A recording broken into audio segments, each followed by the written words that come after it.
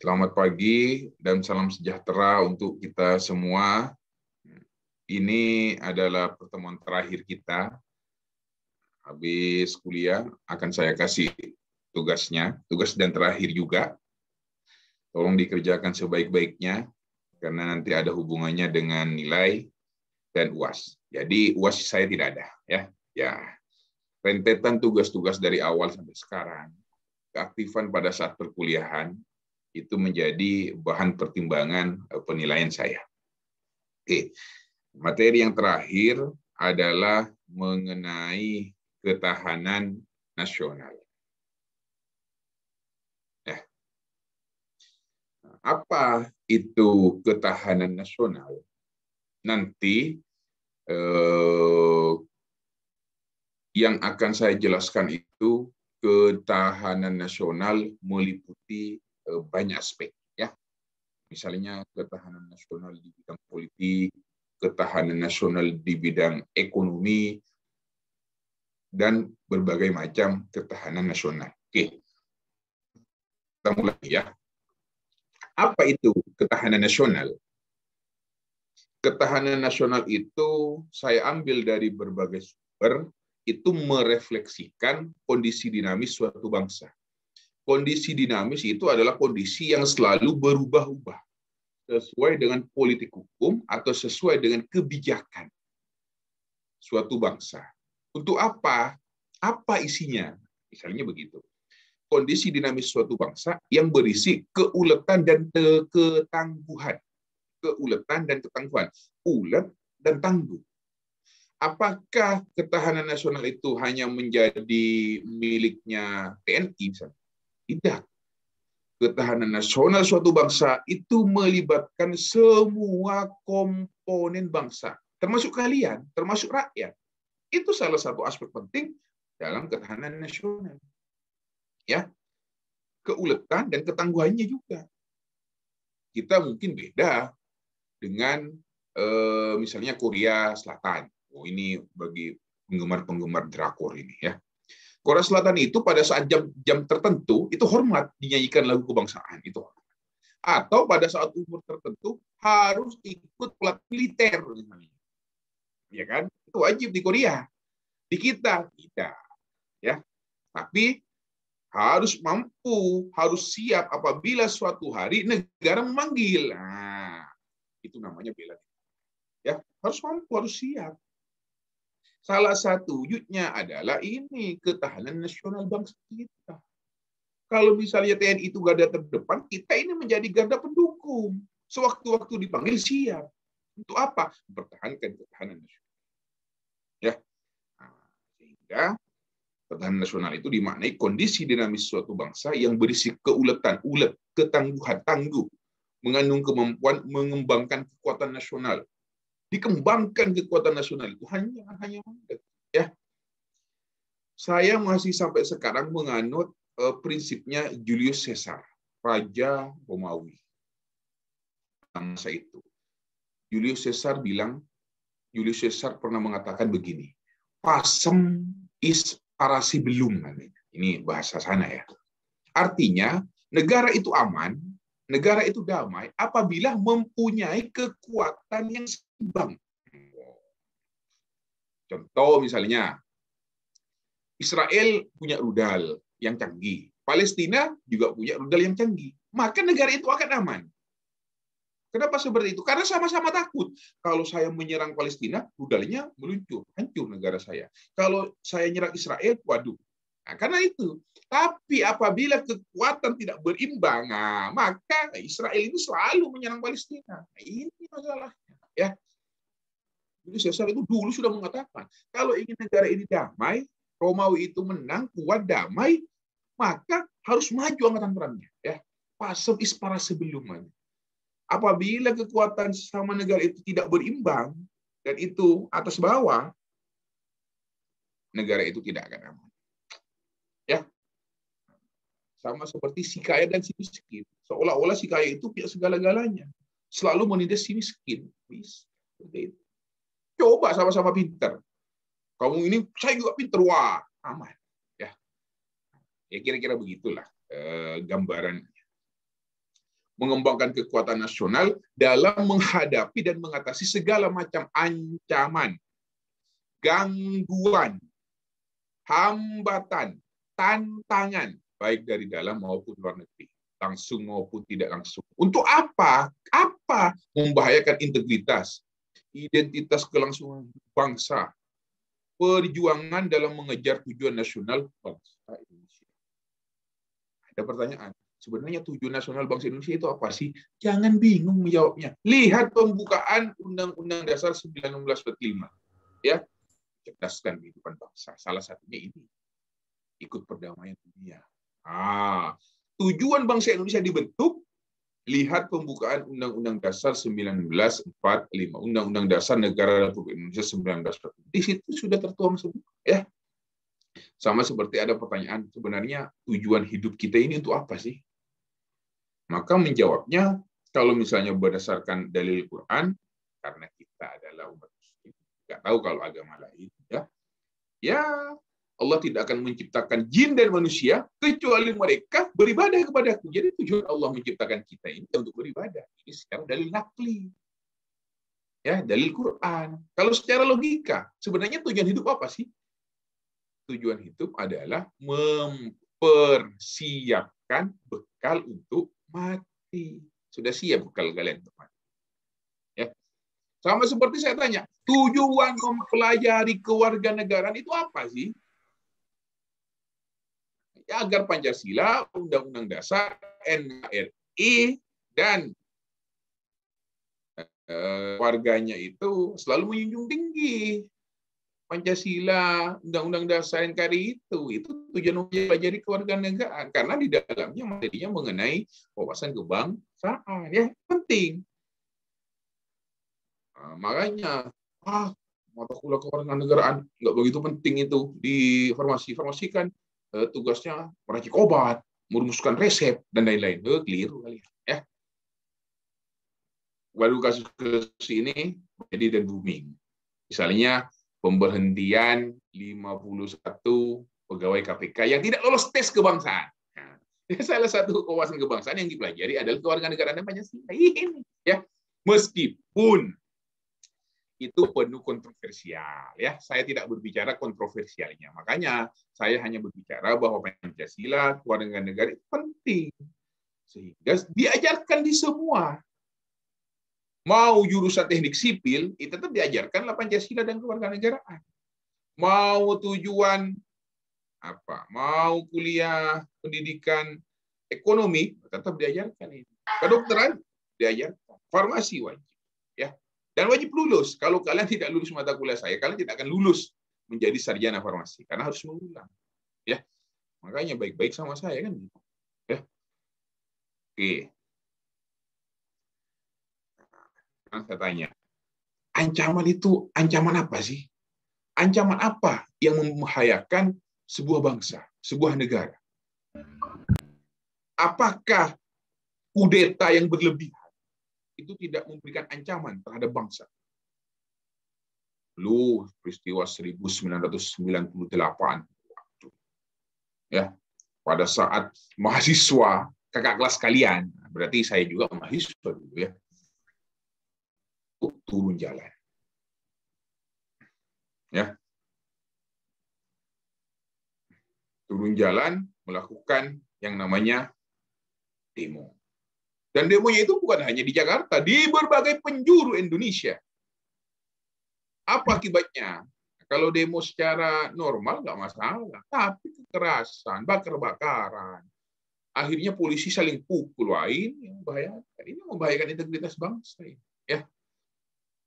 Belum lagi ancamannya, misalnya dari negara luar, wah, bahaya ini, ya. Nah, misalnya sekarang kita minjam uang terus ke Cina, nanti moro-moro diminta uangnya tidak bisa mengambil, tidak bisa melunasin, diambil negara ini nanti. Nah, ada isu-isu seperti itu. Tidak mungkin, ya, mengambil sebuah negara oleh negara lain itu namanya penjajahan. Penjajahan itu harus ditindas.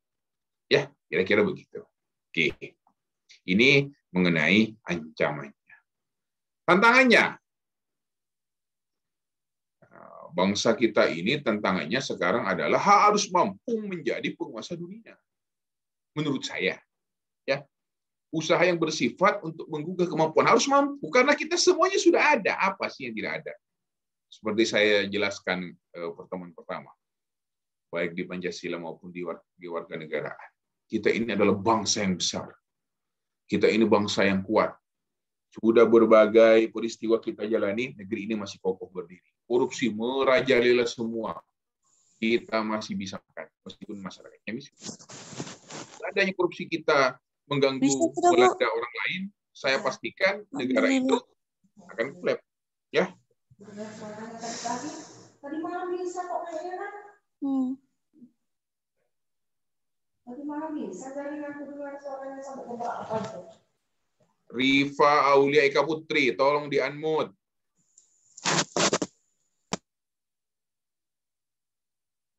Oke, ya.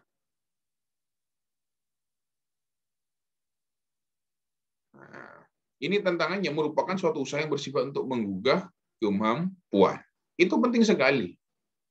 Bangsa kita sudah pernah mengalami krisis moneter yang luar biasa, krisis ekonomi. Tapi bangsa kita masih mampu. Tapi jangan dipaksa terus-terusan seperti itu. Kita harus bisa berdikari, berdiri di bawah kaki sendiri. Ini harus kita lakukan. Ya, harapannya itu ada pada kalian. Ada pada kalian. Ya, tentu dalam menghadapi tantangan itu, tentu dalam mewujudkan sebuah tujuan nasional pasti ada yang namanya hambatan. Ya, gangguan. Iya pasti ada lah. Disinilah peran anak bangsa, ya, mau membela negaranya atau tidak. Masih ingat katanya Presiden Amerika Serikat F.D. Roosevelt, ya, jangan tanya apa yang bisa negara berikan untukmu, tapi tanya apa yang bisa kamu berikan untuk negaramu. Oh, yang ditanya itu bukan negara, apa sih saya sudah dapatkan dari negara, tapi dibalik apa yang bisa saya berikan untuk negaramu, apa kontribusi kalian terhadap negaramu. Tunjukkan kalau misalnya di bidang farmasi, prestasi kalian apa di bidang farmasi yang bisa membantu negaramu, ya. Misalnya melakukan penelitian, menemukan vaksin corona, luar biasa kalian. Selain berjasa untuk negara, kalian juga bisa kaya, ya, bisa mandiri. Itu salah satunya. Makanya tanamkan dalam kalian menulis dan meneliti untuk kehidupan, ya, apalagi di bidang farmasi, penelitiannya itu harus nyata, jelas, ya. Obat A ketemu obat B diracik, akhirnya jadi obat sakit kepala dan mujarab ini. Begitu sakit kepala langsung minum ini, insya Allah sembuh. Ya, karena Allah Sang Maha Penyembuh, kita hanya sebagai perantara saja itu. Makanya saya katakan insya Allah sembuh, bukan langsung sembuh, nggak bisa. Ya. Jika Allah berkehendak sembuh ya sembuh, tapi setidaknya kita sudah melewati yang namanya perantara. Ya, sakit ke dokter, ngapain ke dokter? Allah yang Maha Penyembuh. Itu namanya konyol, ya. Ke dokter caranya minta doa, berdoa kepada Allah, gitu. Oke, ini sifat-sifat ketahanan nasional. Integratif itu penyatuan, ya. Segala aspek kehidupan itu saling mengadakan penyesuaian selaras dan seimbang. Yang Madura tidak lagi konflik dengan Dayak, ini salah satu integratif, salah satu sifat-sifat ketahanan nasional, ya. Mawas ke dalam itu artinya diarahkan ke dalam diri bangsa, ya. Kira-kira inovasi apa yang harus dilakukan oleh bangsa Indonesia ini dalam mewujudkan sifat-sifat ketahanan nasional? Kita yang diminta itu, ya, menciptakan kewibawaan. Harus wibawa kita, ya. Jangan sampai bangsa kita itu tidak berdikari sehingga terjajah. Kita itu terjajah secara ekonomi. Apa buktinya? Begitu dolar naik, harga barang naik. Apa hubungannya dolar dengan harga barang? Seandainya kita bisa berdikari, tidak mungkin seperti itu. Ya, dolar naik ya urusan dolar. Apa hubungannya? Karena kita sama-sama merdeka. Biarlah dolar itu menjadi mata uang Amerika, kita rupiah. Ya. Meskipun $1 14.400, ya aku cinta rupiah. Kan gitu, ya. Wibawa itu beda dengan ditakuti loh, ya. Misalnya kalian ketemu saya, karena saya wibawa kalian suka sendiri. Tapi kalau misalnya kalian ketemu saya karena takut, mungkin pada saat ini kalian cuma nunduk-nunduk toh. Tapi begitu nanti ketemu, apa itu imam itu? Mau nggak ngajar saya juga, mata kuliahnya sudah selesai. Misalnya seperti itu. Ya beda ya antara dibawa dan ditakuti. Berubah menurut waktu, tidak bersifat tetap dan melainkan dinamis. Ini harus selalu di-upgrade ini. Harus selalu di-upgrade. Dinamis. Ya, selalu berubah. Harus selalu di-upgrade. Penting itu, jangan selalu stagnan. Inovasi itu harus selalu dilakukan. Sehingga ketahanan nasional pada hakikatnya merupakan sebuah konsepsi dalam pengaturan dan penyelenggaraan kesejahteraan dan kemakmuran serta pertahanan dan keamanan dalam kehidupan nasional. Ya. Suatu konsepsi dalam pengaturan dan penyelenggaraan kesejahteraan. Jadi muaranya hanya kesejahteraan dan kemakmuran rakyat di bidang pertahanan dan keamanan untuk kehidupan nasional. Kalau misalnya negara kita terjajah, rakyatnya sejahtera nggak bisa. Coba lihat kalian anak-anak di Gaza, Palestina. Yang lainnya kita beribadah tarawih dengan nikmat, mereka beribadah tarawih takut kemarin itu karena bom, siap-siap, nah kan gitu ya. Suasana perang mencekam. Ya tidak makmur, tidak sejahtera seperti itu ya. Bersyukurlah kalian tinggal di Indonesia, negeri yang gemah ripah, lohji, nawi ini. Ya. Kehidupan nasional terbagi dalam dua aspek. Yang pertama ada aspek alamiah, alami. Yang kedua aspek kemasyarakatan atau yang dikenal dengan sebutan Pancagatra. Trigatra dan Pancagatra ini merupakan asal. Oke, saya jelaskan. Ya. Ini aspek Trigatra. Trigatra itu apa? Aspek alamiah, ya Trigatra. Aspek kemasyarakatan Pancagatra. Kalau ini digabung, aspek alamiah dan aspek kemasyarakatan, Trigatra atau Pancagatra akan menjadi Astagatra. Ya. Apa itu aspek alamiah? Apa itu Trigatra? Ini penjelasan. Apa itu Pancagatra? Ini penjelasan. Oke. Aspek Trigatra atau aspek alamiah, letak geografis. Letak geografis itu tidak bisa. Itu sudah pemberian, itu sudah sunatullah. Indonesia ini nggak bisa. Ya, keadaan dan kekayaan alam Saudi gersang tapi punya minyak yang luar biasa. Ya, Indonesia punya juga karena keadaan alamnya begini, tapi katanya Profesor Muhammad Saltuk itu dalam puisinya Dezawi Imron itu Indonesia ini adalah butiran surga yang diturunkan oleh Allah ke muka bumi. Ya, karena luar biasa indahnya, luar biasa kekayaan yang dimilikinya. Cuma kita belum mampu mengelolanya. Terus yang ketiga, aspek keadaan dan kemampuan penduduk.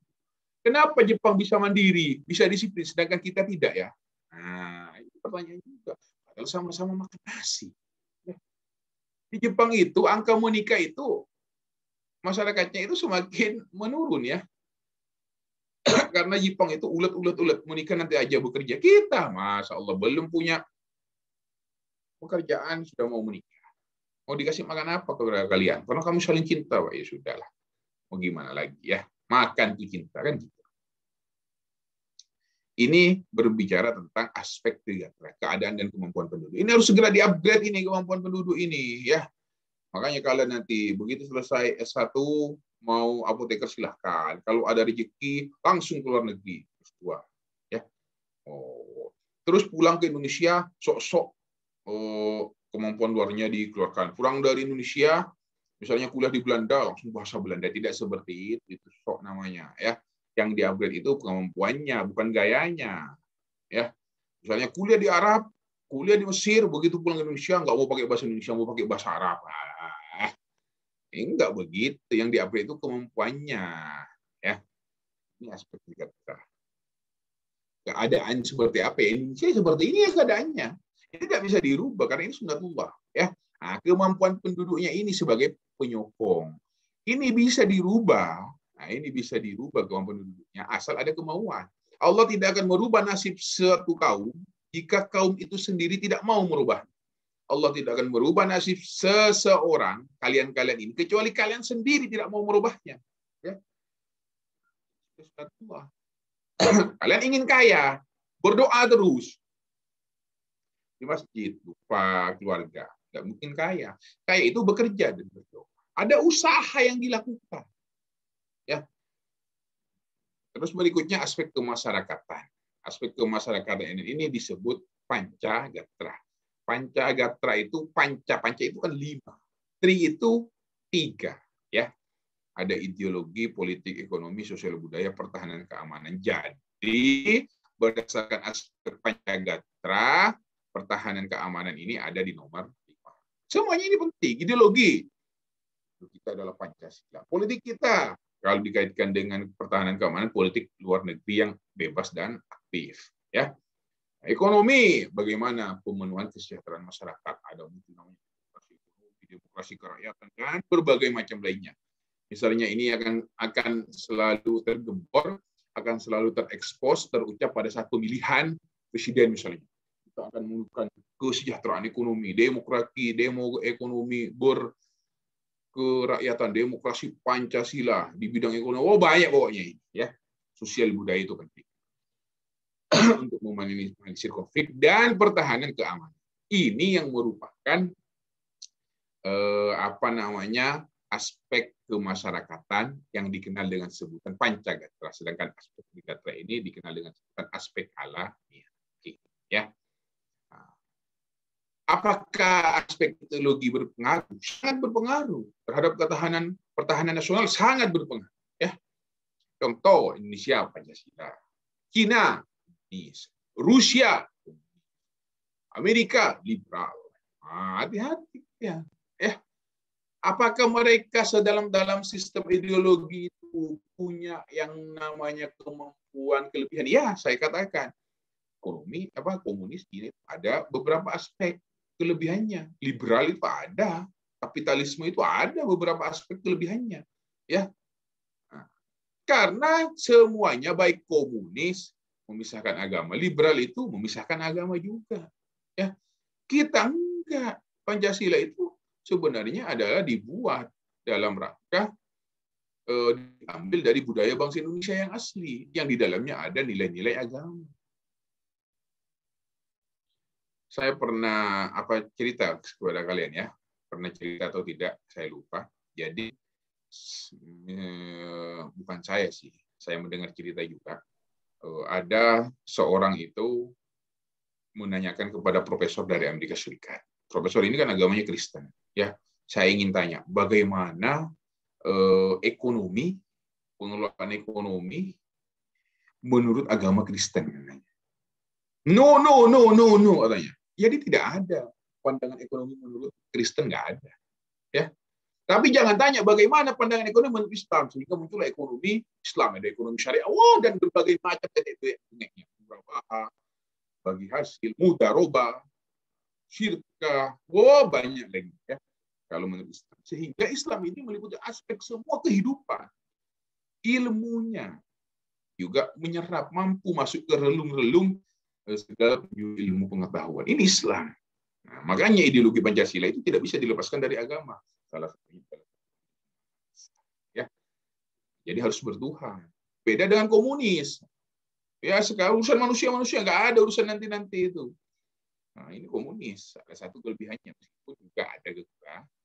Jadi ideologi itu punya pengaruh. Penting itu. Indonesia juga, ya. Makanya Pancasila ini sudah bagus, jangan diganti-ganti. Pancasila ini sebagai pandangan bangsa, sebagai ideologi, sebagai sumber ilmu pengetahuan, kan sudah saya jelaskan di mata kuliah Pancasila. Ya, itu pentingnya ideologi. Ya, perbedaan Pancasila dengan ideologi lainnya. Kita sudah bersepakat memilih Pancasila. Ya. Aspek politik. Kondisi politik yang stabil dan dinamis dapat memberikan rasa aman, memperkokoh persatuan dan kesatuan bangsa, dan pada gini akan memantapkan ketahanan. Ya. Ini sekarang sudah mulai bumbu-bumbu politik sudah melanda bangsa kita. Contohnya, misalnya Gubernur Jawa Tengah, Ganjar Pranowo. Wah, ini sudah mulai disentilin sama partai yang menanguinya, PDI Perjuangan. Karena surveinya kalah sama Puan sebagai calon presiden. Wah, akhirnya nggak diundang, ya. Ini sudah mulai bumbu-bumbu seperti ini sudah mulai, ya. Nah, karena akan bertarung di 2024. Bahaya. Kalau misalnya antar pendukung ini, ingat, Puan punya pendukung, Ganjar punya pendukung. Kalau misalnya tidak stabil, yang jadi korbannya adalah rakyat. Persatuan dengan kesatuan bangsa akan tergerus. Mana mungkin bisa memantapkan ketahanan nasional, tidak bisa. Nah, ini pengaruh aspek politik. Karena 2024 itu adalah salah satu strategis untuk mencapai kekuasaan. Presidennya tidak ada petahana. Jokowi kan tidak bisa calon, berarti kan harus muncul calon baru gini. Wah, harus siap. AHY sudah siap, Anies Baswedan sudah siap. Nah, pertanyaannya, partai yang mana yang mendukungnya? Karena dalam aspek politik, calon pribadi, calon perseorangan itu masih belum diberikan oleh aturan, oleh konstitusi. Jadi kalau ingin itu ya harus dirubah dulu konstitusinya. Sampai sekarang ini kekuasaannya ada di partai politik. Apakah PDI Perjuangan siap? Tentu mereka memilih dan memilih. Ganjar itu bagus, hasil survei itu Ganjar selalu tinggi. Padahal PDIP sudah punya uang, sudah punya putra mahkota. Akhirnya nggak diundang. Ini sudah mulai, intrik-intrik politiknya sudah mulai. Ya. Oke. Aspek ekonomi. Ketahanan yang baik, ketahanan nasional yang baik akan membawa dampak bagi stabilitas ekonomi yang sehat, menciptakan kemandirian ekonomi, berdaya saing tinggi. Ya, jadi itu namanya ketahanan ekonomi nasional. Kalau misalnya kita minjam terus, banyak utang, minjam terus, saya khawatir Krismon 1998 itu terulang lagi. Pinjam ketinya, pinjam. Wah, ya, kalau kalian lihat status WA saya, yang saya simpen nomornya, yang saya nggak simpen nggak bisa ya. Yang lihat status WA saya itu gimana ya menceritakannya? Saya ingat barusan. Oh ini, nah ya. Jadi saya pernah ngupload di status WA itu, saya dapat gambar ngambil dari Google. Ya. Kalau ada anak baru lahir, itu semua fasilitas ditanggung, diberikan rumah, maka berarti anak itu lahir di Qatar.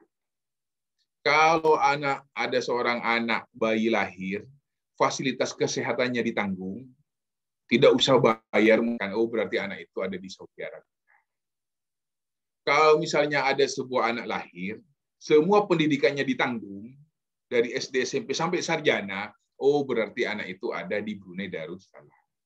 Kalau anak itu baru lahir, sudah dibebankan hutang 20 juta, berarti anak itu lahir di Indonesia. Waduh. Ya. Kita ini menanggung hutang negara 20 juta per orang. Bahkan anak yang baru lahir. Saya kemarin anak kedua saya baru lahir. Wah, berarti anak saya ini sudah menanggung hutang 20 juta. Hutang bangsa dan negaranya. Ya. Makanya harus segera muncul alternatif perbaikan ekonomi. Ini ya secara nasional ini penting sekali karena kemandirian ekonomi akan membuat kita bangkit dan berdikari. Kasus ekonomi 98, krisis 99 cukuplah terjadi sekali saja. Jangan sampai kamu tahu nggak, seandainya krisis 98, krisis moneter 98 yang terjadi di negara lain, saya pastikan negara itu kolaps. Saya pastikan itu. Saya pastikan negara itu akan dihapus dari peta dunia. Karena hilang negaranya sudah hancur. Tahun 2013, Amerika Serikat kena inflasi sedikit saja. Negara adidaya. PHK besar-besaran di sana. 2013.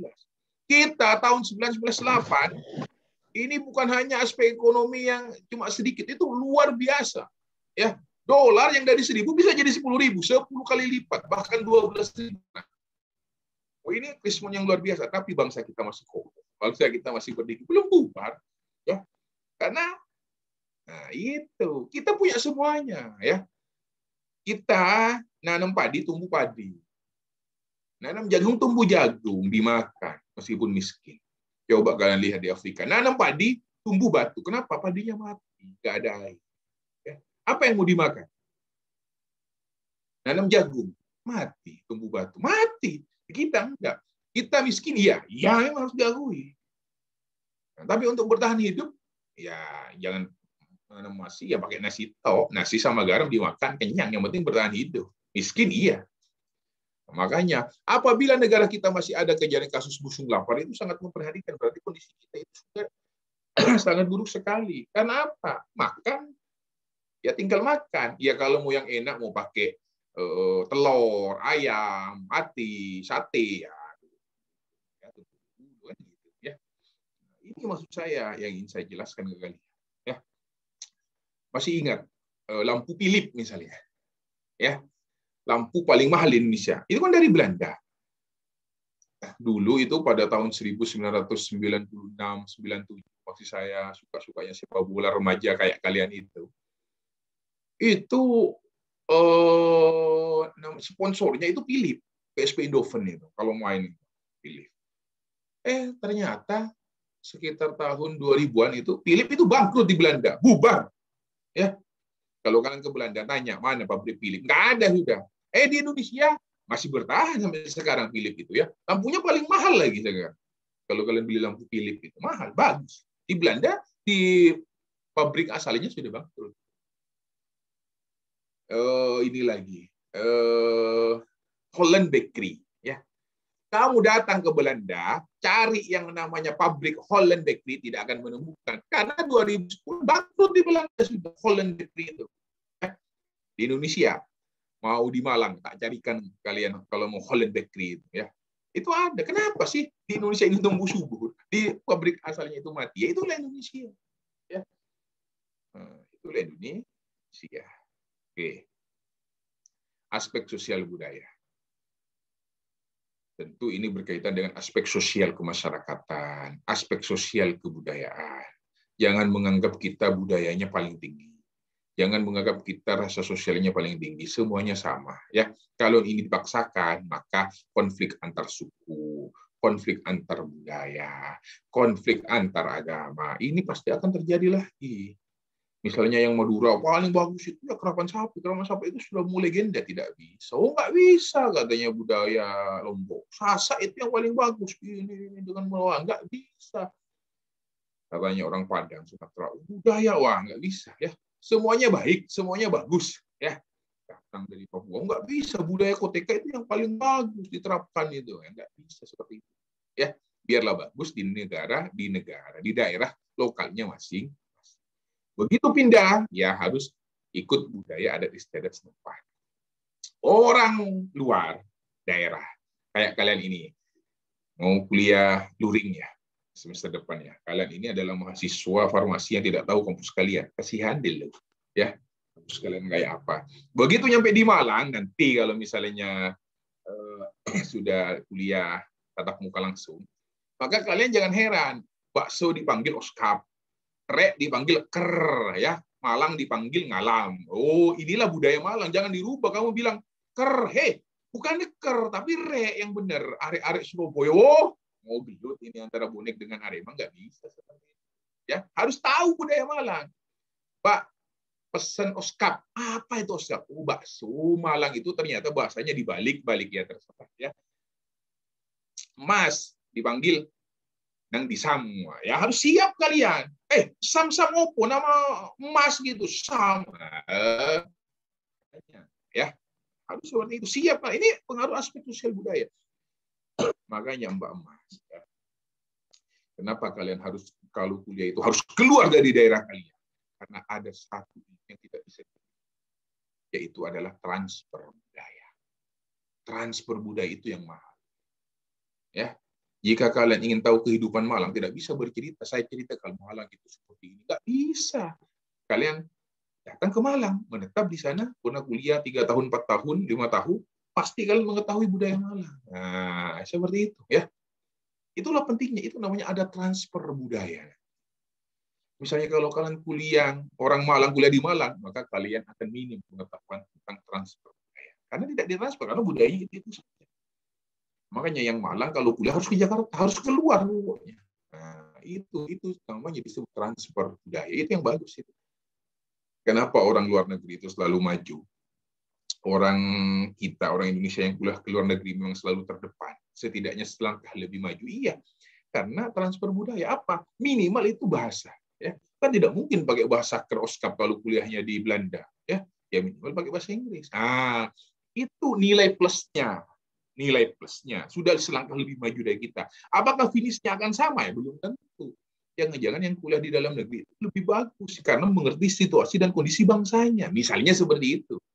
Tapi startnya sudah selangkah lebih maju, finishnya belum tentu. Nah, yang menentukan finish itu keuletan, ketangguhan kalian. Ya, Pak, tapi start maju lebih dulu maju selangkah itu kan iya, memang startnya bagus. Seperti coba lihat MotoGP itu. Valentino Rossi start nomor 1, tahu-tahu nomor 5. Marquez yang start nomor 4, moro-moro nomor 1. Kan seperti itu kan. Yang menentukan itu ketangguhan keuletan kalian dalam perjalanan. Cuma memang start itu mempengaruhi.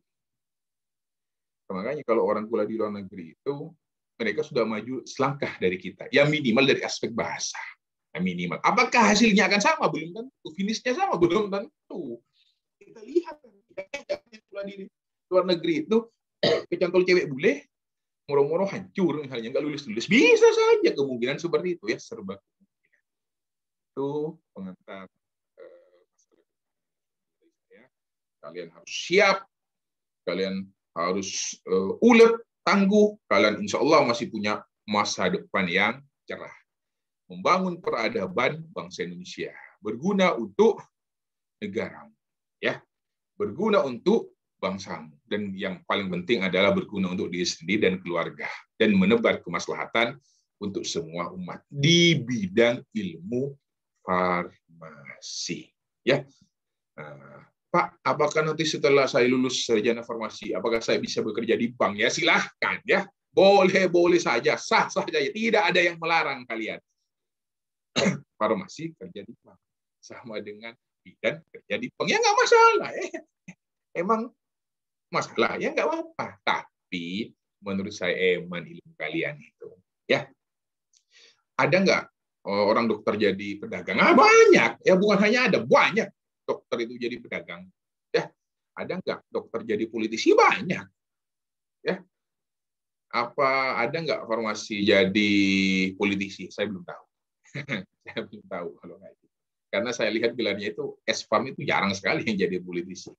Ya Spam itu ya buka kayak apotik biasanya kerjanya, ya. Ilmu itu terbuka luas. Siapa tahu kalian memang sarjana farmasi, tapi kalian punya kemampuan untuk teknik lain, misalnya kemampuan di bidang komputer. Moro-moro kalian kerja di perusahaan asing. Loh, padahal ini kerjanya teknologi, tapi kamu gelarnya sarjana farmasi. Lah bisa saja, ya. Ilmu Allah itu luas, tapi saran saya maksimalkan potensi yang kalian. Karena kalian bergerak di bidang farmasi, maka tekunilah. Biarlah yang lain itu menjadi ilmu pendukung. Bukan tidak penting, penting ya. Misalnya kayak saya belajar ilmu hukum, maka ilmu ketahanan nasional, ilmu Pancasila, keluarga, saya harus pelajari juga untuk mendukung kemampuan saya dalam menjabarkan ilmu hukum tadi. Jadi ilmu itu penting semuanya, ya. Ilmu ngaji juga penting. Masa sarjana hukum tidak bisa ngaji? Apa kata dunia kan gitu? Masa sarjana farmasi tidak bisa baca Quran? Nah, itu ya penting semua ilmu itu, ya, dipelajari. Tapi ada tingkat kekhususannya. Karena kalian juga di bidang farmasi, maka kekhususannya adalah di bidang ilmu farmasi. Ya, kira-kira begitu. Silahkan jika ada pertanyaan.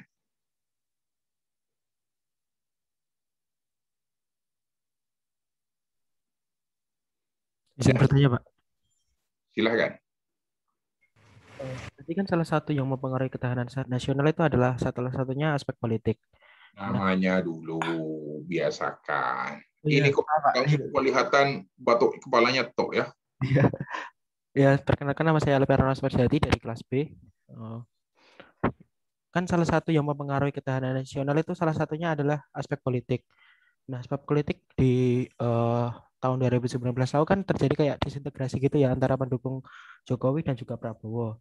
Nah, mereka itu lebih fanatik dan lebih ya fanatik terhadap paslonnya, bukan mementingkan bahwa tujuan kita itu memilih untuk mencapai tujuan bersama yang tertera di Undang-Undang Dasar gitu ya Pak. Terus melalui para perantara paslon kita bisa mewujudkan tujuan bersama itu. Nah, ini kan terjadi disintegrasi gitu ya Pak. karena Indonesia sendiri itu kan tiap 5 tahun sekali itu mengadakan pemilu. Nah, berarti ini menjadi suatu siklus disintegrasi yang tidak ada henti, begitu Pak, berarti. Soalnya kan karena pemilihan ini mungkin ada kubu yang mendukung paslon A dan ataupun paslon B kayak gitu. Terus yang saya tanyakan, apakah ada cara untuk mereduksi terjadinya ini ataupun mencegah kejadian disintegrasi ini, karena ini menjadi kayak cycle gitu yang tidak bisa putus gitu Pak. Terima kasih. Nah, oke, Mas, ya. Saya pernah cerita ke kalian kan, orang yang susah dinasehatin itu berbagai macam. Saya temukan, saya contohkan itu 2 ya. Orang yang susah dinasehatin. Apa? 1, orang yang sedang jatuh cinta. Orang jatuh cinta itu susah dinasehatin. Ya, saya sudah cinta dia. Jangan, Du. Jangan dia, itu bapaknya keluarga ini. Aduh, oh ini. Jangan, Nak. Kamu kok suka sama, mohon maaf, misalnya, itu kan keluarganya tidak benar. Tapi kalau sudah cinta di ubun-ubun itu susah dinasihatin. Bukan tidak bisa, susah dinasihatin. Yang kedua, yang susah dinasihatin juga ini pendukung presiden ini ya. Mau cebong, mau kampret ini, wah susah, wangil dinasihatin. Sudah, kamu pilih Jokowi. Oh jangan Jokowi, Jokowi itu ini. Prabowo itu tegas. Wah, yang pendukungnya Jokowi ini, jangan pilih Prabowo, pelanggar HAM, A, B, C, D, E, F, G, H, ini. Wah, susah dinasihatin ini. Ini menurut saya ya, susah dinasihatin. Demikian juga pada saat situasi politik seperti itu. Dalam pemilihan presiden, memang tensi politik kita tinggi. Tapi jangan sampai mengganggu integrasi bangsa. Ya, sudah seharusnya anak bangsa itu konflik tinggi. Politik dalam suasana panas, politik menjadi ketegangan, itu pada saat dan menjelang pilpres saja. Menjelang dan pada saat pemilihan presiden aja. Tapi setelah selesai pemilihan presiden, maka semua anak bangsa itu harus bersatu. Kenapa? Pak Jokowi sama Prabowo itu enak-enak saja jadi menteri sama presidennya. Masa pendukungnya masih saling sikut? Ini yang harus ditanamkan kepada kalian. Konflik itu pada saat sebelum bertanding, pada saat bertanding saja. Setelah itu, semua anak bangsa ini harus bersatu, bersaudara. Ya, itu pembelajarannya. Cara menanggulanginya tentu ada pembelajaran politik di situ. Ya, kekuasaan itu hanya sementara. Kata Gus Dur, tidak ada jabatan yang dikejar mati-matian. Saya diberhentikan jadi presiden, ya syukur, silahkan diberhentikan secara konstitusional, nggak masalah. Saya siap mundur, Gus Dur. Karena tidak ada jabatan yang dipertahankan mati-matian. Ya. Sama seperti kalian bertanding, pendukungnya AC Milan, pendukungnya Inter Milan. Pada saat bertanding itulah konflik, tapi pada sudah selesai ya sudah. Akur lagi. Tapi pada saat bertanding, gol, joget kalau sudah gol. Kalau enggak, setelah bertanding bersama. Ya itulah. Ya. Di kita tidak ini. Setelah selesai pilpres masih ada cebong, masih ada kampret. Nah, ini yang berbahaya di sini. Konflik itu memanas, meninggi, tapi jangan sampai menghancurkan, jangan sampai terjadi disintegrasi bangsa. Jangan sampai. Ya. Di rumah itu lebih parah lagi. Ini pemilihan kepala desa.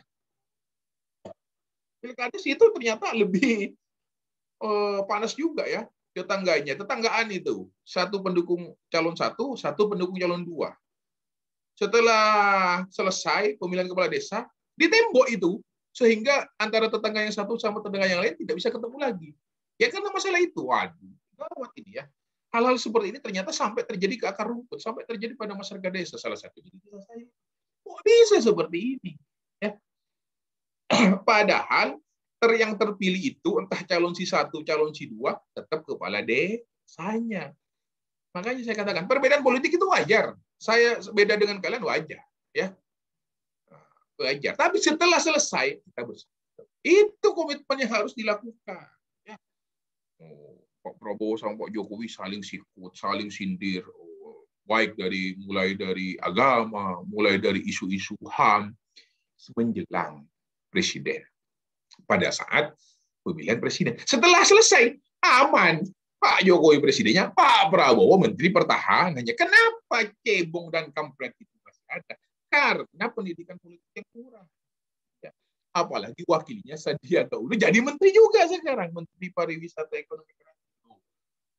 Nah, iya kan? Nah, ini yang harus kita hindarkan. Jadi biasa itu sunatullah. Misalnya kayak pemilihan ketua kelas, pemilihan ketua OSIS, pemilihan ketua Dema. Mungkin saling sikut pada saat pemilihan saja. Setelah selesai, ketua Dema FKIK adalah Asmi Kikam. Misalnya, yang kalah adalah Mas Alfian. Ya sudah. Pendukung Alfian itu harus bersatu mendukung Asmi Kikam. Jangan sampai terkotak-kotak. Bahaya itu. Tensi tinggi itu pada saat sebelum pemilihan dan pada saat pemilihan. Setelah selesai semuanya sama. Mas Asmi itu ketua Dema FKIK. Bukan hanya pendukungnya saja. Yang bukan pendukungnya itu ketuanya tetap Mas Asmi. Ini pentingnya pembelajaran seperti ini. Ya. Yang harus dimiliki oleh semua anak bangsa. Komponen-komponen seperti ini yang kadang itu dilupakan. Kalau misalnya Prabowo terus selamanya. Padahal 2024 belum tentu Prabowo. Ya, kalau misalnya masih fanatik, calon lagi, ya silakan pilih. Selesai. Ya. Saya tanya sekarang, kalian mendukung Prabowo, yang mendukung Prabowo. Presidennya Prabowo atau Jokowi? Ya presidennya Pak Jokowi tetap, bukan Prabowo. Ya, itulah inti dari demokrasi. Masih bersyukur loh kalian bisa dipilih untuk memilih pemimpin. Coba kalau misalnya sistem kita kerajaan. Jangan anggap kalian bisa jadi pemimpin ya. Karena kalau bukan keturunan raja, tidak bisa jadi pemimpin. Nah, masih syukur. Siapa Jokowi? Jokowi adalah anak desa. Siapa Soekarno? Soekarno adalah anak desa. Siapa Soeharto? Soeharto itu adalah petani di Magelang, Jawa Tengah itu. Siapa tahu nanti presiden kita yang akan datang, Muhammad Asmi Hikam. Baru, Asmi itu dulu teman saya itu. Wah, dibaik-baikkan karena dia punya jabatan. Begitu dia tidak jadi apa-apa, sopo Asmi Hikam itu. Orang mana itu saya nggak ngerti. Tapi begitu dia jadi kepala pusat kesehatan nasional, Kementerian Kesehatan. Waduh, Mas Asmi itu jangan-jangan saya ya. Oh, saya kontak dulu. Mas Asmi, apa kabar? Ini loh saya, Sela Paramita. Sopo Sela kan biasa orang-orang punya jabatan itu dengan jaim biasanya. Kamu informasi. Oh iya, kenapa? Ini loh anak saya mau daftar. Tolong ya dibantu. Ternyata ada maksud silaturahim seperti itu, ya. Menghasilkan seperti itu silaturahim. Makanya kalian itu persaudaraan angkatan farmasi itu harus dijaga. Ya. Suatu hari nanti pasti butuh karena kalian semuanya pasti mengalami jalan berliku. Ada yang langsung sukses, ada yang suksesnya karena bantuan yang sukses, ada yang tidak sukses tapi karena kenal sama yang sukses ikut sukses, kan begitu. Ya, kita nggak tahu jalan kita. Ya. Persaudaraan itu penting. Makanya di antar teman itu tidak boleh ada geng-gengan. Nggak mau itu kan gengnya Rohmah. Saya kan gengnya ini. Ngapain? Mahasiswa itu SD, itu SMP, itu SMA, putih abu-abu. Tinggalkan itu semua. Kalian ini adalah mahasiswa, agent of change. Ya. Ada teman nikah, kalau misalnya bisa hadir, jarak dekat, datang. Saya nggak mau datang. Itu kan musuh geng saya dulu. Dia kan dulu merebut pacar saya. Kalian berarti itu masih ini. Ya, konyol kalian itu. Sudah tidak. Silaturahim itu membawa berkah. Yakinlah sama saya. Ya. Enggak, Pak. Dia kan dulu yang merebut pacar teman saya. Saya sakit hati. Nggak, kok merebut pacarnya temannya, kok kamu yang sakit hati? Emang kamu diapain? Jangan-jangan kamu yang sakit hati. Mungkin aja. Ya. Masa lalu biarlah berlalu, masa depan. Ya. Ini mahasiswa kalian posisinya. Bukan siswa lagi. Bukan anak cemen lagi. Ya. Bukan lo, gue, N, yang ala-ala itu. Bukan. Kalian ini adalah agen of change, agen perubahan bangsa di masa yang akan datang. Nah, ya kalian ini. Nasib bangsa kita ada di kalian. Di bidang farmasi. Ya, penting itu. Ini yang harus kalian tanamkan. Ini yang harus kalian geluti sekarang. Ya. Bersaing secara sehat. Nanti saya akan bangun pusat pabrik farmasi terbesar di dunia. Oh, misalnya, ya nggak apa-apa, itu cita-cita mulia ya. Saya nanti buka apotek di 34 provinsi misalnya. Oh, silahkan ya, yang saja saya dukung ya. Tapi ingat, kalau ketemu saya nanti nyapa, Mentang-mentang saya tetap seperti ini, kalian sudah sukses. Oh ini Pak Imam, kan saya tabrakin, dulu yang ngasih saya nilai jelek ini. Titit, nggak bisa seperti ini. Nggak berkah ilmu kalian nanti ya. Demikian juga yang belum sukses, misalnya ketemu saya nyapa aja. Tuh, kok kamu narik becak nak? Oh iya Pak, saya. Ya nggak masalah ya, itu berarti takdir kalian. Tukang becak. Emang nggak boleh orang farmasi itu tukang becak? Ya boleh-boleh saja. Makanya yang menentukan sukses tidaknya itu kalian. Ya, statnya sama ini, sama-sama semester 2. Statnya sama. Hasilnya ini, finishnya ini sama seperti manusia. Sama seperti manusia ya. Jangan pernah menilai manusia itu jelek. Jangan pernah sampai terjustifikasi atau dari omongan kita melihat orang yang rusak itu langsung dibilang masuk neraka. Contoh, Mas Asmi Cikam ini pemabuk. Saya pastikan, Mas, kamu adalah pendosa yang besar, kamu masuk neraka. Tidak boleh orang seperti itu menjustifikasi. Tahu-tahu Mas Asmi tobat jadi kiai, dia yang masuk surga duluan. Bisa saja seperti itu. Ya, karena orang statnya sama, akhirnya finishnya itu belum tentu sama. Ya, masih banyak liku-liku. Jangan-jangan yang masuk surga itu adalah seorang apa namanya, kalau pelacur misalnya, banyak ya kejadian ya pelacur yang masuk surga. Jangan sampai orang itu ditentukan baik buruknya kehidupan di dunia itu pada saat menjelang ajal kematian. Ya, pada saat nyawa sudah mau dicabut itu kelihatan. Yang cuma Allah, itu berarti sudah bagus, itu husnul khotimah. Padahal kerjaannya itu pencuri, pendosa. Kok bisa seperti itu? Saya nggak ngerti amalan apa yang dia diterima pada saat menjelang kematian. Itu. Kalau yang ini alim, jadi ustadz ini. Tapi begitu mau mati, aduh sakit, aduh gelebuk. Oh, ini hanya mau dicabut nyawanya aja sudah susah. Oh, berarti ini ada dosa yang besar. Ya.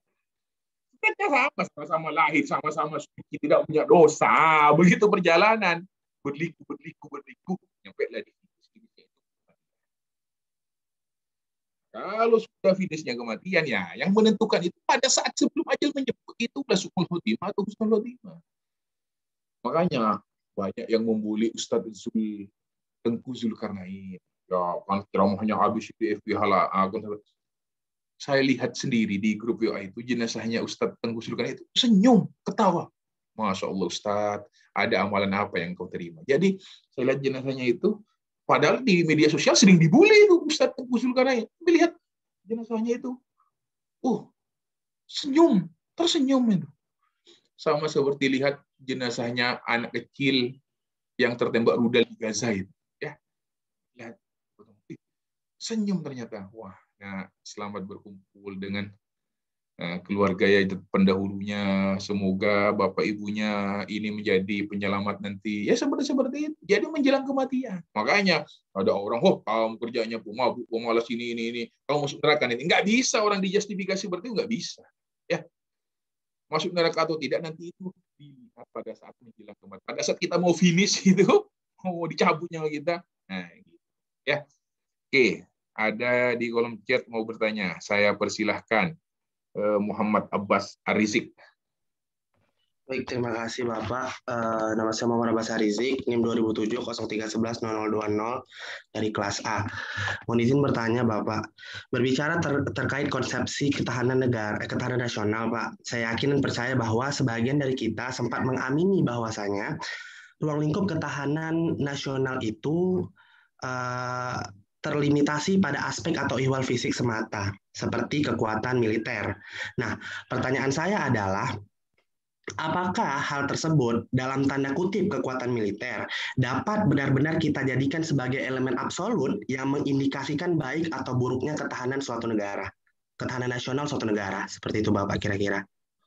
Oke, bagus, good pertanyaannya Muhammad Abbas ya. Nah, dalam menjaga pertahanan nasional yang harus kita pelajari itu ada dua komponen. Yang pertama komponen utama memang TNI. Ya, karena salah satu tugasnya adalah menjaga pertahanan nasional.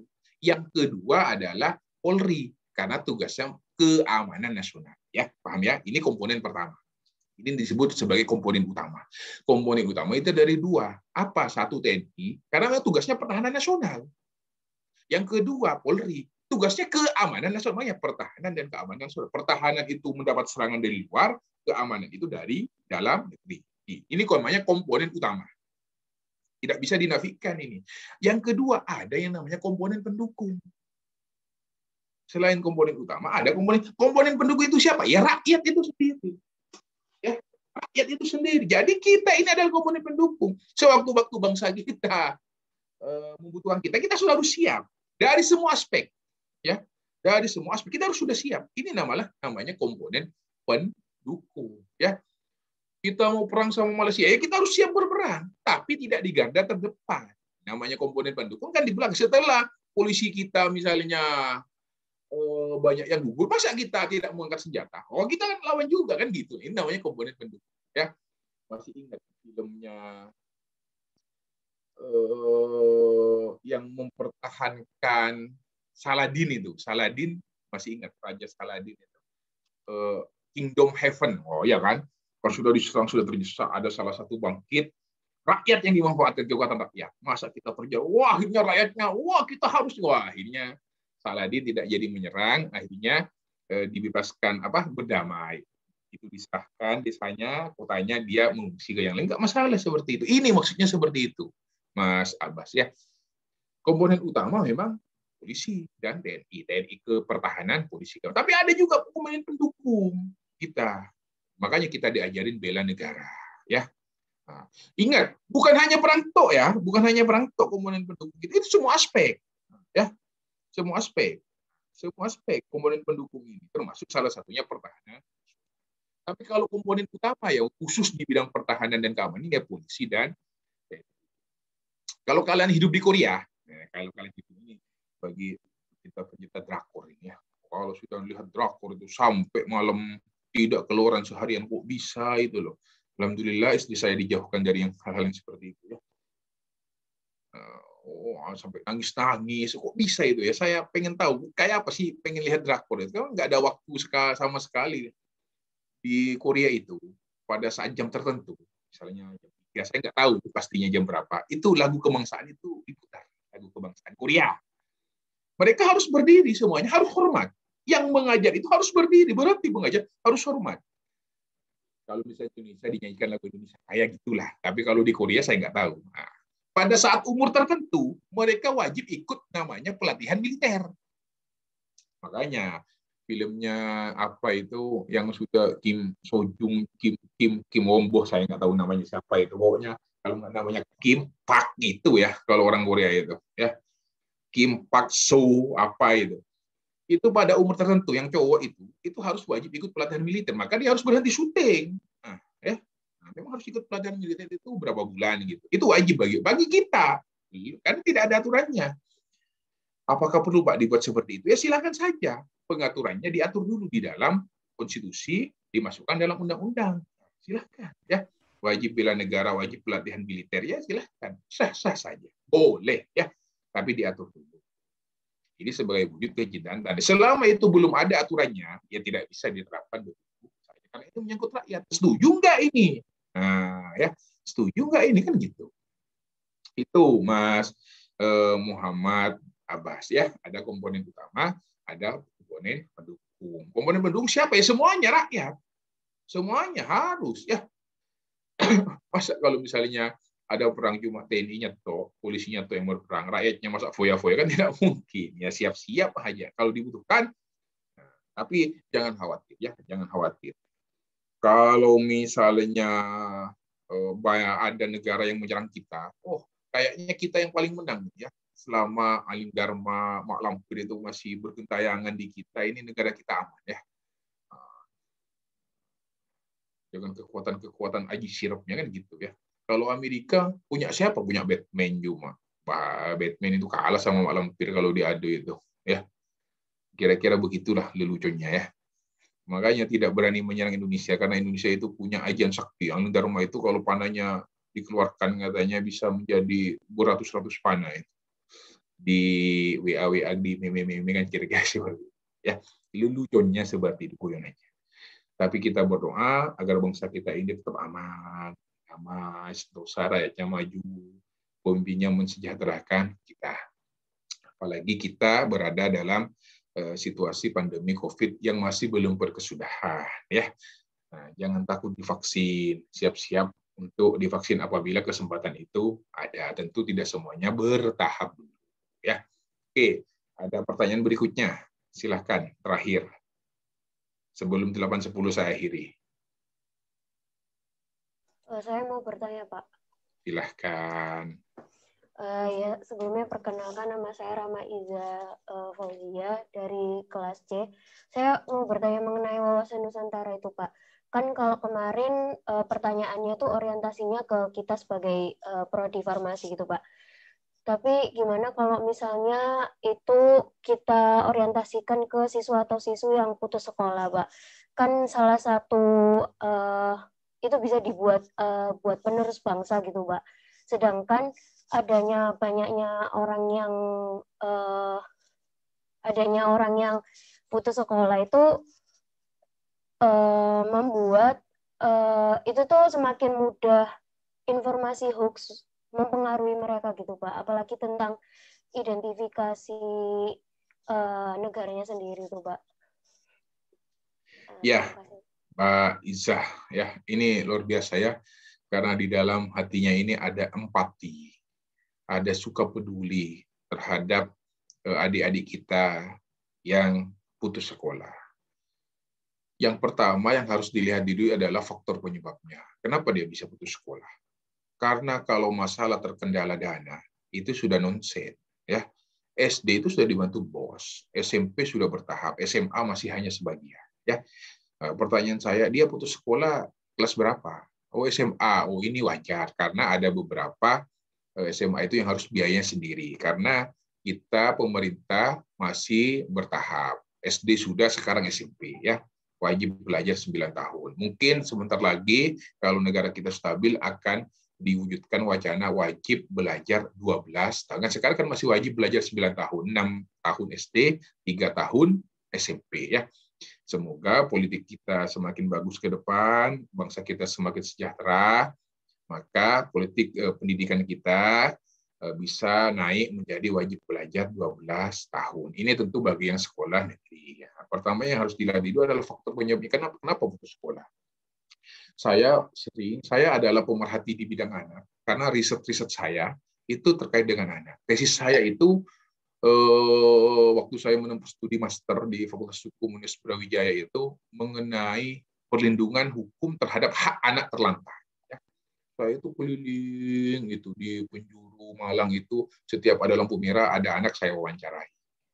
Apa kesimpulan saya?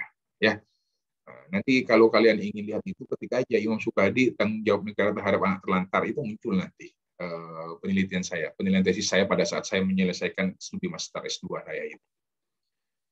Ternyata pemerintah itu sudah berupaya melalui lembaganya sendiri atau dilimpahkan kepada swasta dalam tanda kutip kepada yayasan, ya, panti asuhan, panti sosial itu sudah mulai menampung. Cuma saya berbicara dalam konteks anak terlantar itu kemauan anaknya sendiri, ya. Mereka itu tidak mau diatur, mereka itu maunya lepas gitu loh. Itu. Atau yang kedua, karena dia membantu orang tuanya dengan tujuan mulia. Atau yang ketiga faktor-faktornya, dia memang dimanfaatkan oleh orang tuanya, ngerti maksudnya? Dimanfaatkan. Dia memang dimanfaatkan oleh orang tuanya, misalnya suruh mis.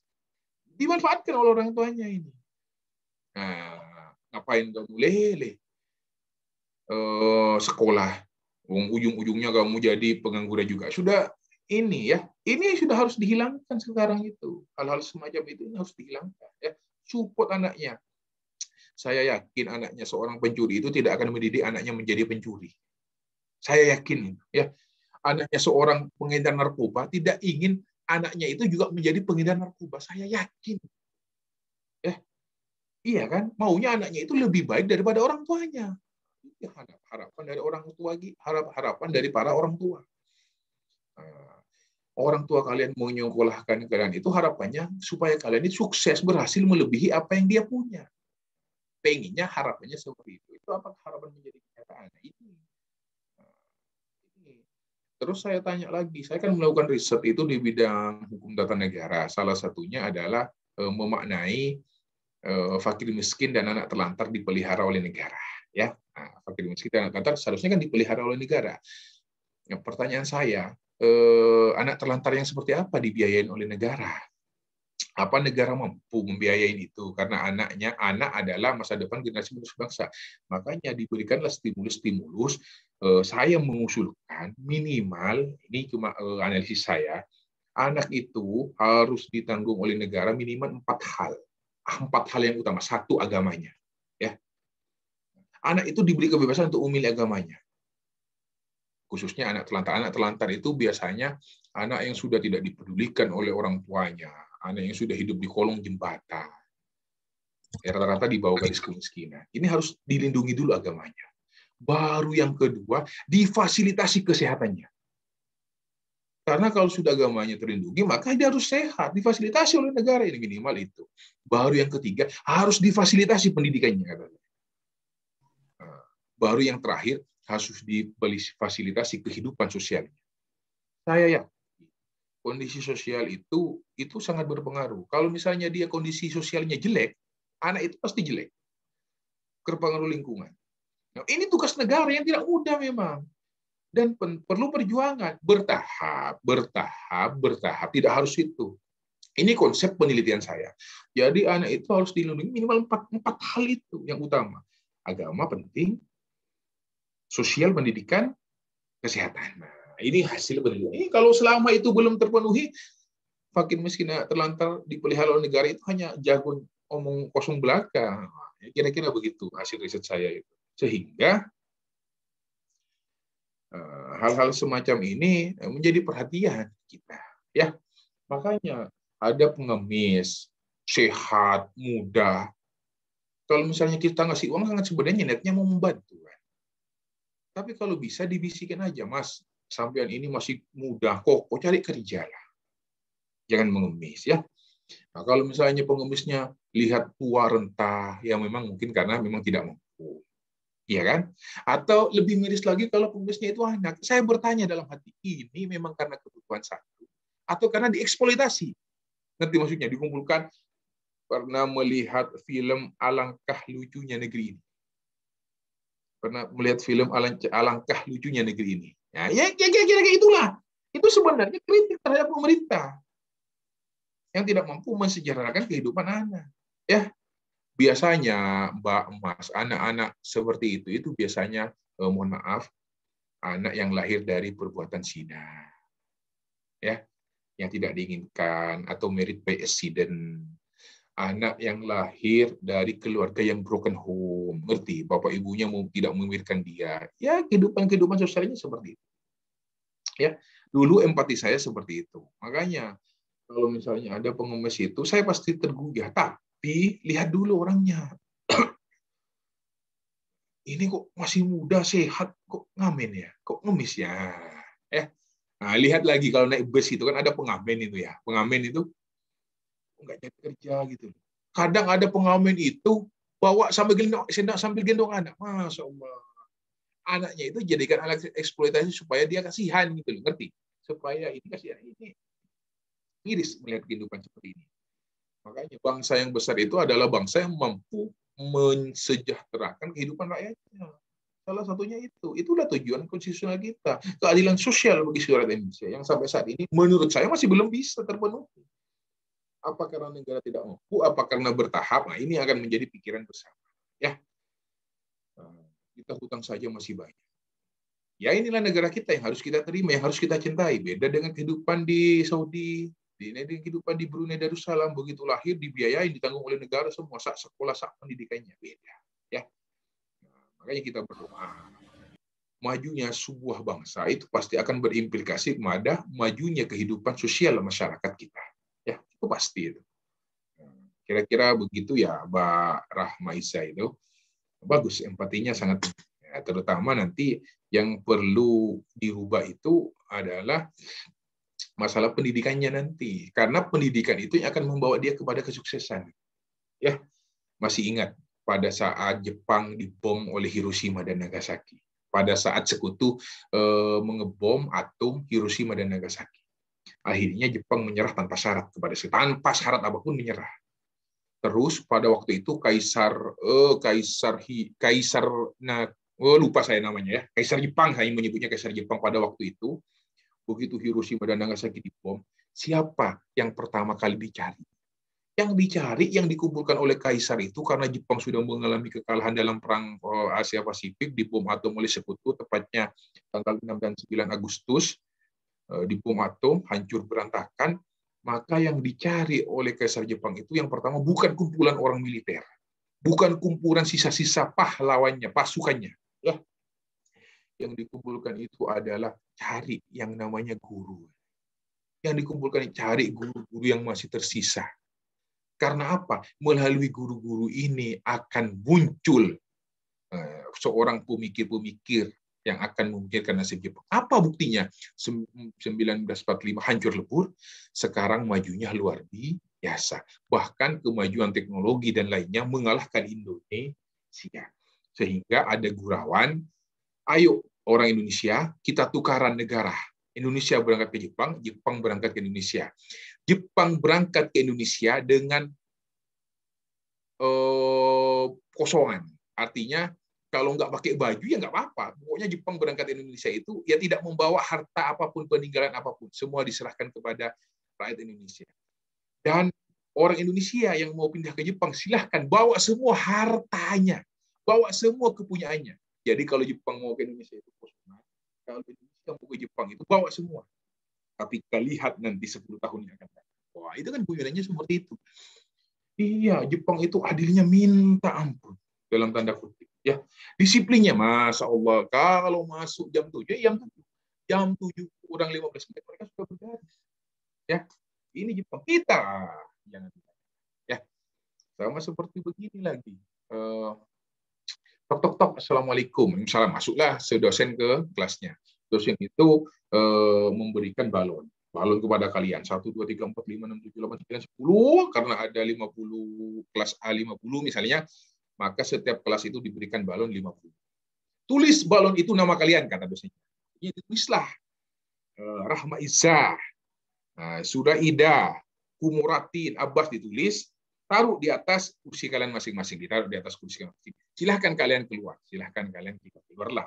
Akhirnya sama dosen yang bersangkutan, diacaklah balon-balon itu. Diacak. Oke, silahkan masuk. Cari balon yang ada nama kalian, lalu kembali ke tempat duduk kalian masing-masing. Waktunya 5 menit. Waktunya 5 menit. Akhirnya, begitu dimasuk, suruh jebak-jebak. Oh, pusing. Yang Muhammad Abbas ini keliling, mana nama saya? Keliling muter, nggak ketemu balon saya ini.